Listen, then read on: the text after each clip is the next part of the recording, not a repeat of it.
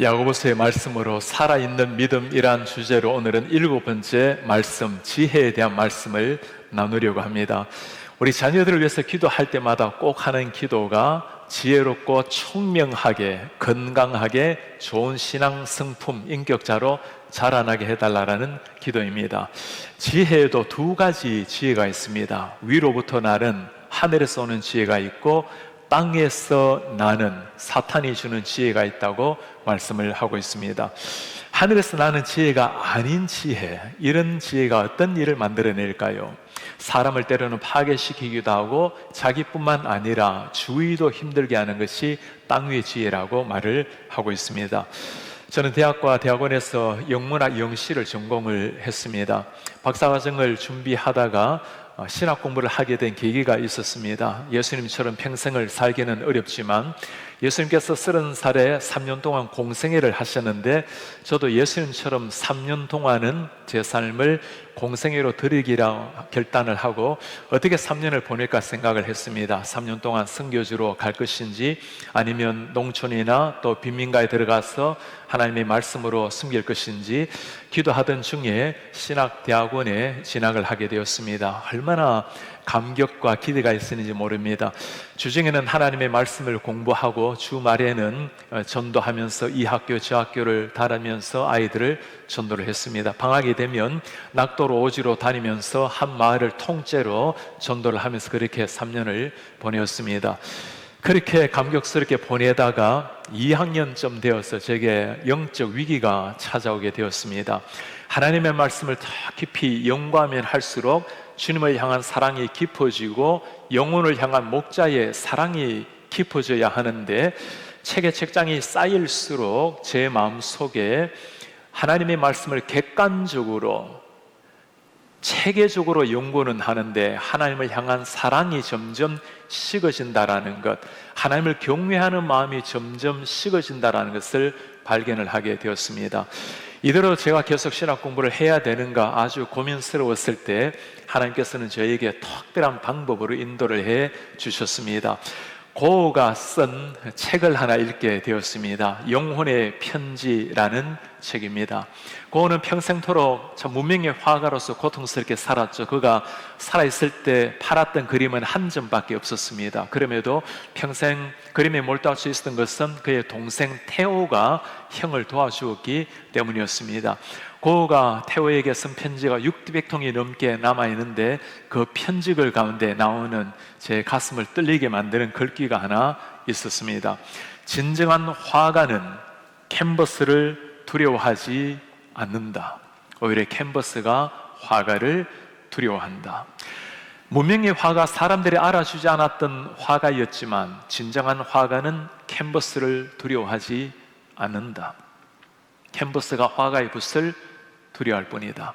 이 말을 빨리 저는 패러프레이즈를 바꾸어 써놨어요. 진정한 신앙인은 신학을 두려워하지 않는다. 신학이 참 신앙인을 두려워할 뿐이다. 제 문제는 하나님의 말씀을 영으로 받아들이지 못하고 지식적으로 공부한 것이 문제였습니다. 체계적으로 논리적으로 분석했지만 그 속에는 하나님의 숨길을 만지고자 하는 마음이 적었기 때문이었습니다.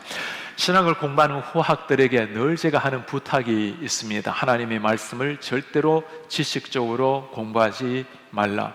아무리 태산 같은 지식을 쌓는다 하더라도 사도 바울 같은 사람이 될 수는 있지만 바울이 될 수는 없는 겁니다. 하나님의 말씀을 읽을수록 하나님을 더 사랑하는 뜨거운 가슴이 있는가? 우리 성도님들 성경 공부할 때도 읽을 때도 마찬가지입니다. 내가 바르게 성경을 읽고 있는가? 두 가지를 물어보시면 됩니다. 성경을 더 깊이 알수록 하나님을 사랑하는 마음, 경외하는 마음이 더 깊어지는가? 하나님을 알수록 친밀하지만 더 사랑하고 있는가? 두 번째는 내 마음속에 영혼, 사람을 향한 따스한 마음이 배어나고 있는가? 그것이 있다면 올바르게 신학 공부, 올바르게 성경 공부하는 겁니다. 그렇지 않다면 내가 체계적으로 성경을 공부는 하고 가르치기는 하지만 그러나 내 마음속에 하늘의 기쁨, 하늘의 그 따스한 마음이 배어들지 않는다면 때로는 말씀 때문에 더 날카로워지고 비판적이 된다면 우리는 하나님의 영으로 하는 것이 아니라 인간 지식을 쌓아갈 뿐인 겁니다. 이것이 땅의 지혜와 하늘의 지혜의 차이라고 말할 수 있습니다. 땅의 지혜는 습득하는 것, 어떤 정보를 논리적으로 체계적으로 습득하는 것이라 말할 수 있습니다. 하늘의 지혜라는 것은 하나님을 인격적으로 알고 주님이 주시는 하늘의 은혜를 맛보는 사람의 모습입니다. 성경에서 말하는 하늘의 지혜는 그 시작부터가 다릅니다. 잠언서에서 말씀합니다. 여호와를 경외하는 것이 지혜의 근본이다. 거룩하신 자를 아는 것이 명철이다. 지혜의 시작은 좋은 책, 많은 책이 아니고 하나님을 경외하는 것, 하나님을 참으로 바르게 아는 것이 지혜의 시작이라고 말씀을 합니다. 이런 지혜는 출처도 다릅니다. 세상의 지식, 지혜는 책을 통해서 얻을 수 있지만 하나님이 말씀하시는 위로부터 난 지혜는 하나님으로부터 시작이 되는 거죠. 우리가 읽었던 야고보서 1장에 보면 너희 중에 지혜가 부족하거든 후히 주시고 꾸짖지 아니하시는 하나님께 구하라 그리하면 주시리라. 이 지혜를 주시는 분이 하나님이라고 말씀을 하는 겁니다.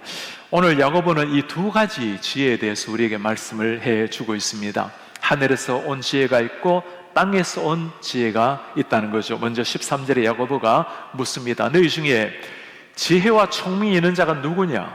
그는 선행으로 말미암아 지혜의 온유함으로 행함을 보여라.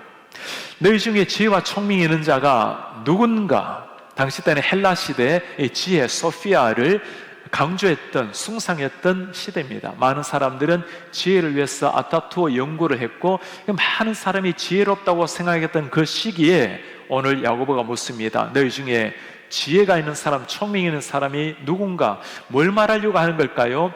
여러분들이 생각하는 그런 지식 체계, 많은 것을 사물의 이치를 깨닫는 것, 그런 것이 진짜 지혜가 아니라는 겁니다.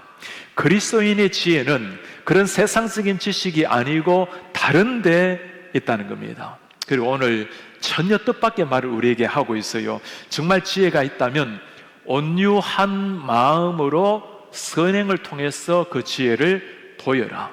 두 가지 말하고 있죠. 온유함으로 선한 행실을 통해서 지혜를 나타내어라. 우리에게는 평범하게 들리는데 당시 사람들에게는 이게 거슬리는 말이었습니다. 온유라는 말이 우리에게는 좋게 들리지만 당시 때 사람들에게는 피해야 될 덕목이었어요. 헬라 시대 때 사람들은 힘과 지혜를 숭상했기 때문에 온유한 것, 겸손한 것을 거부했던 사람들입니다.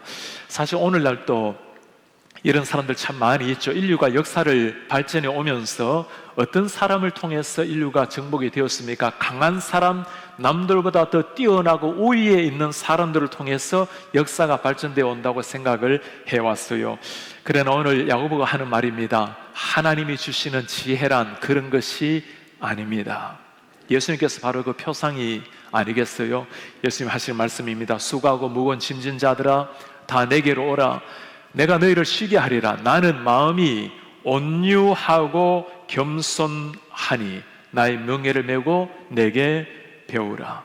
온유하고 겸손한 예수, 우리에게는 참 아름답게 들리는 말이지만 예수님 시대 때는 이 온유라는 말, 겸손이 좋은 덕목에 해당되지가 않았습니다. 당연하죠.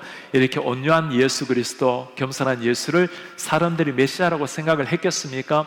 메시아라면 거대한 왕궁에 태어나든지 위대한 군사력을 가지고 오든지 전혀 그들이 생각했던 메시아상이 예수님은 아니었어요. 예수님뿐만 아니라 하늘의 지혜를 추구하고 닮아가는 사람들, 이 온유함을 추구하라고 말씀을 하고 있습니다. 예수님 여기서뿐만이 아니죠. 산상수훈에도 보면 온유한 자가 땅을 기업으로 얻는다고 말씀을 합니다. 바울이 말하는 성령의 9가지 열매 속에서도 온유, 충성, 온유, 절제를 마지막으로 말씀을 하고 있어요. 우리 성도님들, 하늘의 지혜를 원하지 않는 사람이 누가 있겠습니까? 하나님께서 우리를 깊이 찾아오셔서 친히 주시는 그 하늘에 속한 지혜, 그 지혜를 따스한 마음, 온유와 겸손에 잘 담아서 사람들을 세워내는 이런 지혜의 소유자가 되시기를 주의 이름으로 축복합니다. 어제는 우리 교회에서 새가족 환영회를 가지게 되었습니다. 100명이 넘는 많은 우리 새가족분이 참석을 하게 되었어요. 교회에 오게 된 이유를 다양하게 소개를 했습니다. 우리 자녀들, 어린아이들을 참 잘 케어해주는 우리 교회, 우리 주일학교 선생님들, 전도사님들, 우리 부모님들 얼마나 고마운지 모르겠어요. 참 아이들 말씀으로 잘 양육하는 교회입니다. 우리 부모사님들의 설교를 들으면서 얼마나 은혜를 받았다는 이야기를 들으면서 참 고마운 마음이었습니다. 많은 분이 가장 많이 사용했던 단어 하나가 있었어요.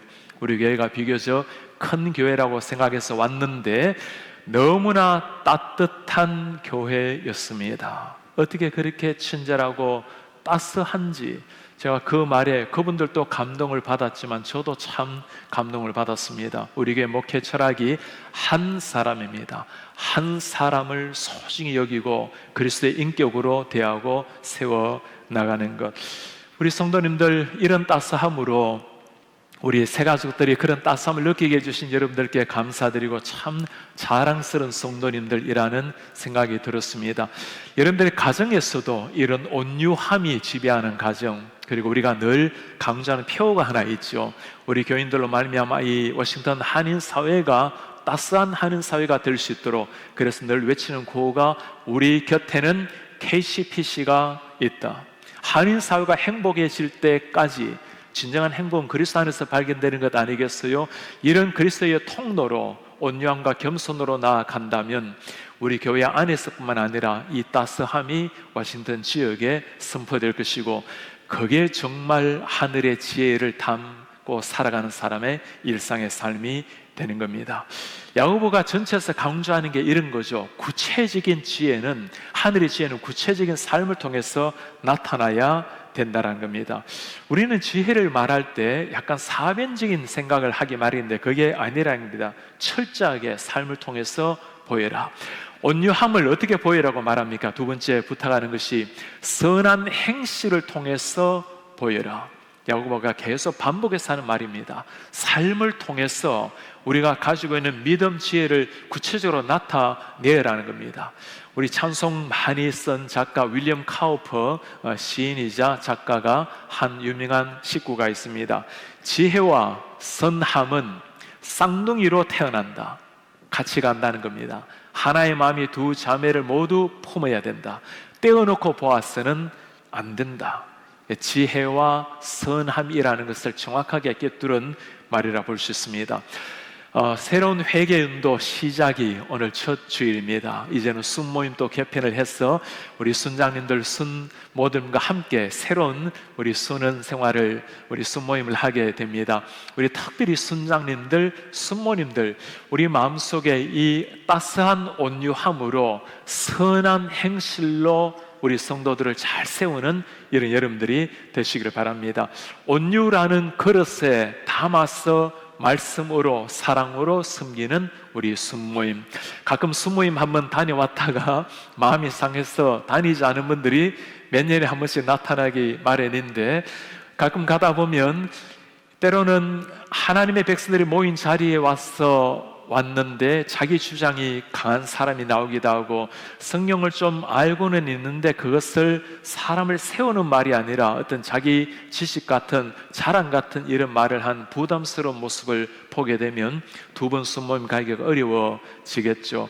우리 여러분들의 순모임 할 때마다 한마디를 하더라도 꼭 돌아보시기 바랍니다. 내가 하늘에 속한 지혜로 말을 하고 있는가, 아니면 땅에 속해 있는 지식으로 그냥 대화를 하고 있는가. 하늘에서 난 지혜, 땅에서 난 지혜가 있다고 말씀을 드렸습니다. 이제 야고보는 구체적으로 이 두 가지의 특징을 우리에게 보여주고 있습니다.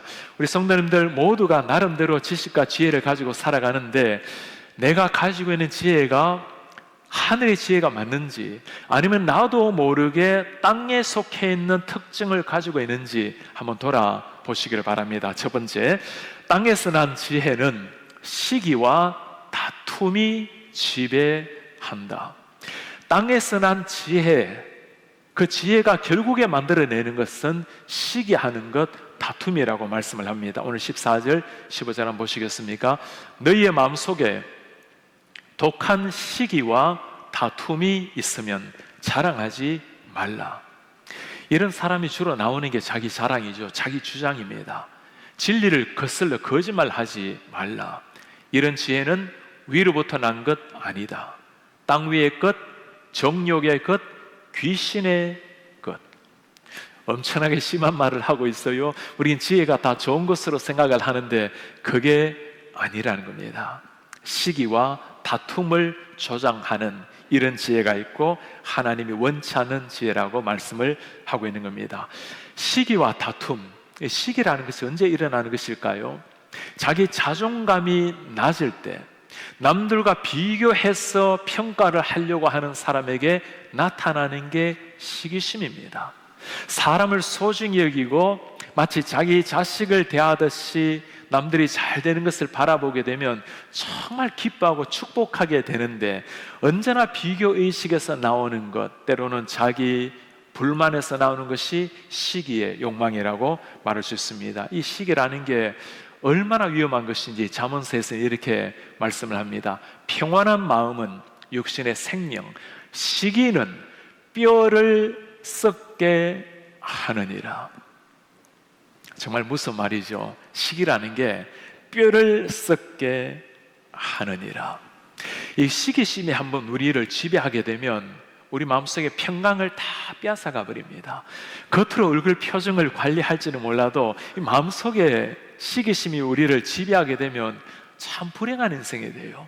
평생 그렇게 비교를 하면서 비교 우위, 상대주의, 이 상대주의에 한번 집어삼키면 평생 헤어나지 못하게 됩니다. 그러다가 인생을 다 끝나게 되는 거죠. 그런 것이 아닙니다. 하나님 우리를 소중하게, 그도 그렇게 만드셨고 나도 그렇게 만드신 겁니다. 시기심이 얼마나 사람을 망가뜨리는가 우리가 잘 알고 있는 모차르트를 다루는 아마데우스 영화, 여러분들이 기억을 하시죠? 천재 작곡가 모차르트 이야기지만 그러나 살리에리의 그 모습을 보면서 우리는 많은 생각을 하게 됩니다. 살리에리 당시 때 최고 인정 존경을 받았던 궁정 음악인이었습니다. 모든 것을 다 갖춘 사람이었어요. 그런데 어느 날 아주 새로운 한 젊은 아이가 탄생이 되었어요. 모차르트였습니다. 보잘것없는 아이였어요. 키도 작고 제대로 생기지도 못하고 잘스부르고 조만한 시골에서 태어난 아이, 비교할 수 있는 사람이 아닌데 한 가지가 계속 그 마음을 불편하게 했어요. 자기가 가지고 있지 않는 음악적인 천재성을 가지고 있는 이 모차르트, 그것이 그를 얼마나 괴롭히는지 모릅니다. 고통 속에 시기심에 불타올랐던 살리에리가 외쳤던 절규가 있습니다. 왜 이 모차르트 같은 망나니에게는 저렇게 천재적인 재능을 주시고 저에게는 저런 천재적인 재능을 알아볼 수 있는 눈밖에 허락하지 않습니까? 이 시기심이 마침내 살리에리의 가슴속에 불타올랐을 때 모차르트를 교묘한 방법으로 죽음으로 몰아가게 합니다. 그리고 평생 고통 속에 살아갔던 살리에리의 스토리가 그 영화입니다. 그렇게 아름다운 예수를 추구했던 사람도 이 시기심이 한번 발동되니까 인생이 망가지고 상대도 망가뜨리는 일이 된 겁니다. 오늘도 마찬가지입니다. 사탄은 이 시기심이라는 것을 통해서 우리 한 사람 한 사람을 얼마나 무너뜨리는지 모릅니다. 여러분 한번 물어보세요. 내 마음속에 혹시 시기하는 대상이 있으십니까? 저 멀리 있는 분은 시기 대상이 아니에요. 아무리 잘 되어도 멀리 있는 분입니다. 나와 관계되는 사람 중에 이 시기하는 마음이 들기 시작하면 참 불편해지고 그를 바라볼 때도 평강이 사라지고 때로 돌아서고 난 다음에 거울 앞에 서 있는 내 자신의 얼굴을 가만히 들여다보면 이게 아닌데 얼마나 고통스럽습니까? 시기, 하나님께서 말씀하십니다. 그것은 땅에서 난 지혜이고 사탄의 것이고 거짓 영의 것이라, 불이라고 말씀합니다. 두 번째 거짓 지혜의 또 하나 특징은 야심, 경쟁심, 다툼이라고 말합니다. 우리 성경에는 다툼이라 말하고 있는데 보통 요즘 성경 번역에는 경쟁심, 야심으로 번역을 많이 해요. 앰비션이라는 것. 다툼이라는 에리테이아라는 이 헬라어는 성경이 기록되기 전에는 나타난 문헌엔 아리스토텔레스의 딱 한 번 나타나는 글자입니다. 이 단어는 당시 때 아주 중요한 가슴을 치는 한 단어였습니다. 당시 때 정치를 하면서 자기 당파의 이기심만을 추구하는 그 상황을 꼬집어서 에리테이아, 이 다툼, 경쟁심, 앰비션이라는 단어를 사용을 했습니다. 이 야고보 시대뿐이겠습니까? 이 경쟁심이 발동이 되게 되면 나라를 위한 정치가 되어야 되는데 자기 당락, 자기 경쟁심, 자기 야심을 위해서 정치를 하고 활동을 하고 경제활동하는 것, 모든 것이 자기 중심이 된 사람의 한 모습을 두고 경쟁심, 야심, 다툼이라고 말씀을 하는 겁니다.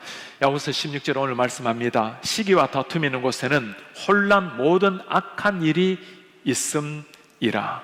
결국에 이것이 뭘 만들어냅니까? 혼란과 모든 악한 일을 다 만들어내는 것.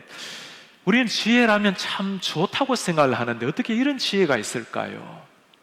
우리가 땅 위에서도 이런 일을 참 많이 보지 않습니까? 겉으로 똑똑하다는 사람들이, 때로는 다른 사람을 다스릴 수 있는 자리에 올라간 사람들이 그 똑똑하다는 걸 가지고 사람들을 힘들게 하고 나라를 어지럽게 하는 이런 상황들, 땅에서 난 잘못된 지혜의 모습입니다. 이런 지혜라는 것은 시작부터가 문제였죠. 하나님께서 인간에게 하신 말씀, 하나님의 말씀에 순종하며 그렇게 살기를 바랬습니다. 그게 진짜 지혜의 삶이었죠. 사탄이 인간에게 찾아와서 준 마음이 뭡니까? 하나님이 너희의 지혜를 뺏어가기를 원하니 저 선악과를 먹으면 너희 눈이 밝아서 지혜롭게 되리라. 결국에는 하나님의 말씀을 버리고 지혜를 위해서 선악과를 먹었어요. 지혜를 얻은 것이 아니죠. 죄악의 뿌리를 얻은 것뿐입니다. 주님의 제자들도 마찬가지입니다. 예수님을 제대로 몰랐을 때는 시기와 다툼이 그들을 지배했습니다. 예수님 예루살렘에 들어가실 때 누가 크냐를 가지고 싸웠던 제자들, 심지어 어머니까지 가세서 내 아들 하나는 오른편 하나는 왼편에 앉게 주세요. 그들은 시기와 다툼을 가지고 제자이면서도 거기에 사로잡혀서 살았던 사람들입니다. 어떻게 하면 우리가 시기와 다툼에서 벗어날 수 있을까요? 성령이 그들을 지배했을 때 그들에게 진정한 하나가 되었습니다. 예수님이 세상에 떠나시기 전에 마지막 하셨던 기도가 이겁니다.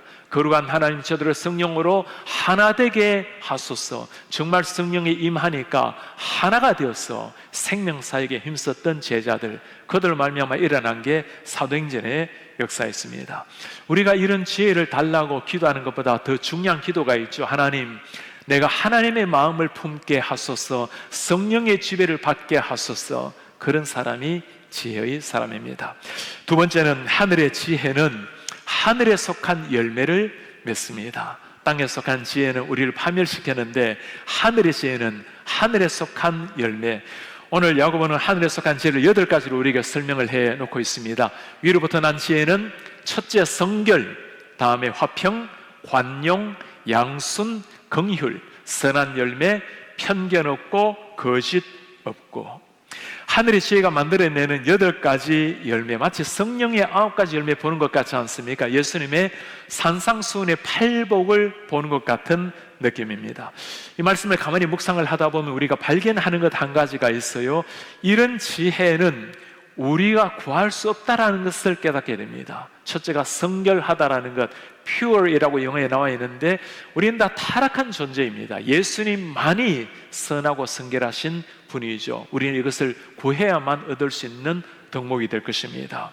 오늘 양순이라는 단어 참 중요한 단어입니다. 양순이라는 것은 잘 양보하고 고집 부리지 않는 것을 말합니다. 하늘의 지혜가 있는 사람은 자아가 사라진다는 거예요. 자아가 없기 때문에 고집 부릴 일도 없다라는 겁니다. 어떤 영어 성경 번역을 보면 이 단어를 willingness to yield라고 표현을 했습니다. 기꺼이 양보를 한다는 겁니다. 누가 양보할 수 있는 사람일까요? 여유 있는 사람, 너그러운 사람이 할 수 있는 게 양보입니다. 내 속에 예수님을 채우고 있으면 모든 걸 배려하고 양보가 가능하죠. 우리 성도님들께 꼭 그렇게 부탁을 드리고 싶어요. 정말 생명을 바쳐서 싸워야 될 일이 아니라면 다 양보하세요. 지나가고 나면 바람처럼 지나가는 삶입니다. 돌아보고 나면 100년 지나고 나면 다 A나 B나 똑같아요. 그러나 정말 싸워야 될 것, 성령의 진리, 성경의 진리라면 그때 우리 전부를 던져서라도 싸워야 되겠죠. 지혜로운 사람, 오늘 지혜로운 사람을 강조하는 중요한 단어가 하나 나옵니다. 화평이라는 단어입니다. 이 화평이라는 것은 성령의 9가지 열매에도 화평이 나오고, 오늘 8가지도 화평이 나오고, 팔복에서도 화평이 나오고, 모든 곳에 화평을 다 강조를 하고 있는데 왜 이렇게 화평이 중요할까요? 하나님으로부터 벗어난 인간은 화평을 누릴 수가 없는 사람들입니다. 하나님으로부터 떨어졌기 때문에 인간관계도 화평이 이루어질 수가 없는 거죠. 하나님으로부터 벗어나고 나니까 남편과 아내가 화평이 깨어지고, 형이 동생을 때려 죽이게 되고, 두발가인부터 많은 사람은 전쟁 물자를 만들어서 서로 싸우게 되고, 모든 화평이 깨어지는 게 인류의 역사입니다. 이 깨어진 화평을 위해서 하나님 하신 일이 무엇이죠? 예수님께서 오셔서 친히 십자가 지시고 하나님과 우리 간에 끊어진 화평을 연결한 것이 우리 주님이십니다. 그 주님으로 말미암아 다시금 주님과 화평을 누리게 된 것, 이것이 오늘 주님께서 우리에게 주신 특별한 선물입니다. 그러니 주님, 당신의 십자가로, 당신의 영으로 나를 지배해 주십시오. 그래야 우리가 진정한 화평을 누릴 수가 있겠습니다. 오늘 이런 하늘에 속한 지혜를 얻기 위해서 우리가 구해야 될 것은, 주님, 하늘의 성령이 나를 지배해 주십시오. 오늘 우리는 하늘에 속한 지혜 그리고 땅에 속한 지혜를 함께 보게 되었습니다. 사람들이 추구하는 지혜와 하나님이 주시는 지혜가 어떻게 다를 수가 있는가? 우리 성도님들 한번 물어보시길 바랍니다. 모두가 나름대로 지식과 지혜를 가지고 있는데 나의 지혜는 출처가 어디인가? 똑같이 살아가지만 하늘의 지혜로 사는 사람이 있고 땅의 지혜로 사는 사람들이 있습니다. 누가 이런 하늘의 지혜로 살 수 있는 사람일까요? 오늘 야고보 바울이 잘 우리에게 말씀해 줍니다. 유대인은 표적을 구하고 헬라인은 지혜를 구한다. 그러나 우리는 십자가에 못 박히신 예수 그리스도를 구한다. 그리스도가 지혜라는 겁니다. 고린도서의 바울이 하는 말입니다. 그리스도는 하나님의 능력이요 하나님의 지혜니라. 모든 지혜가 다 모아져 있는 그분 예수 그리스도, 그분을 알 때 하늘의 지혜를 누린다는 거죠. 한국의 지성, 지혜의 아이콘이었던 이어령 교수님이 예수님을 알게 되었을 때 그가 했던 위대한 고백이 있습니다. 나는 마치 괴테 파우스트와 같은 사람입니다. 모든 지식과 학식을 다 가지고 있지만 결국에는 자기가 아무것도 아니라는 것을 알고 자살로 들어가려고 했던 사람, 자신의 영혼을 악마에게 팔아버린 사람. 나는 땅 위에서 많은 지성과 많은 지식을 다 누렸지만 그러나 내 영혼은 파우스트와 같은 존재였습니다. 주님을 알게 되었을 때 그가 했던 한 고백이 있습니다. 제 자신도 지성의 무력과 붕괴를 통해서 그것을 넘어선 영의 세계, 초월의 세계에 이르는 마지막 모험을 하게 되겠습니다.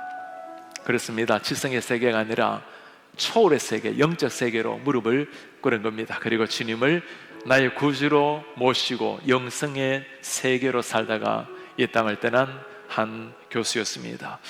하늘의 지혜를 구하는 것이란 예수 그리스도를 닮아 가는 사람입니다. 예수님의 마음을 품은 사람이 가장 지혜로운 사람입니다. 우리 지혜를 한번 정해 보십시오. 내 지혜가 하늘에 속해 있는가, 땅에 속해 있는가? 우리가 지상에서는 많은 지혜를 가지고 있지만 희미하게 예수님을 보게 될 것입니다. 그러나 언젠가 이 땅을 떠나게 되는 순간은 우리 지혜의 화신 되신 예수님을 눈과 눈을 마주하고 볼 날이 올 것입니다. 그때까지 말씀을 통해서, 기도를 통해서 다 주님을 깊이 알고 주님을 닮아가는 그 지혜로 하나님께는 영광을 돌리고 사람들을 세워내는 이런 하나님의 사람들 되시기를 주의 이름으로 축복합니다.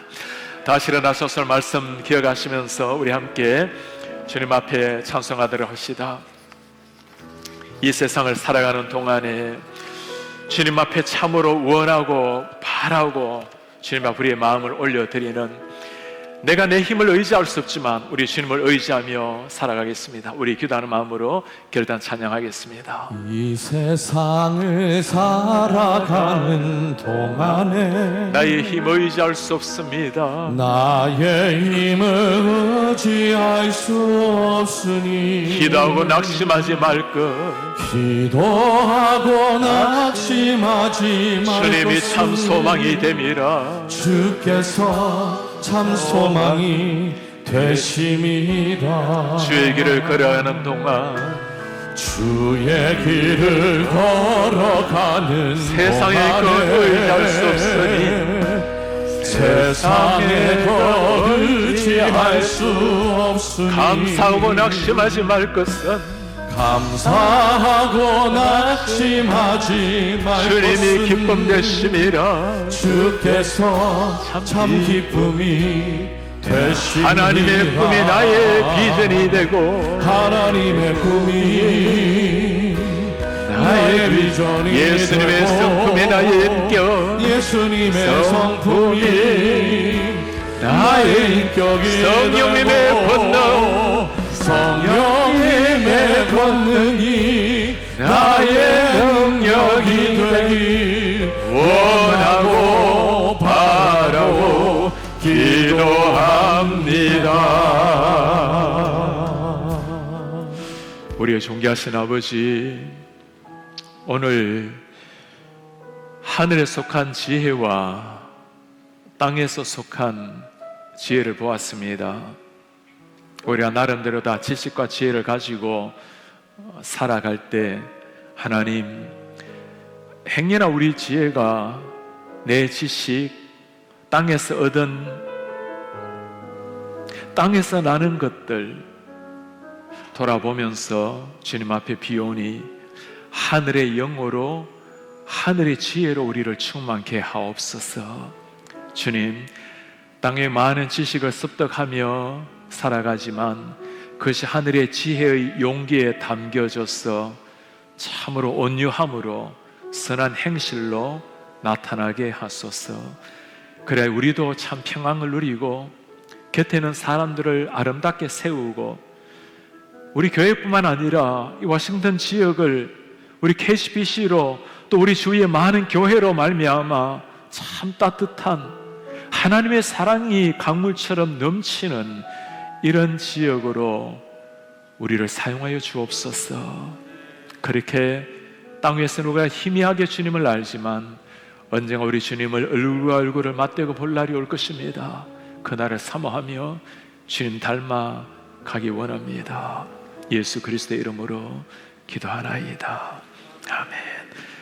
주 예수 그리스도의 은혜와 하나님의 사랑과 성령의 교통하심이 하늘의 지혜를 사모하며 참으로 온유함과 선한 행실을 통해서 하늘의 지혜 삶으로 나타내기를 원하는 주의 모든 백성들 머리 위에 지금부터 영원토록 함께 있을지어다. 아멘.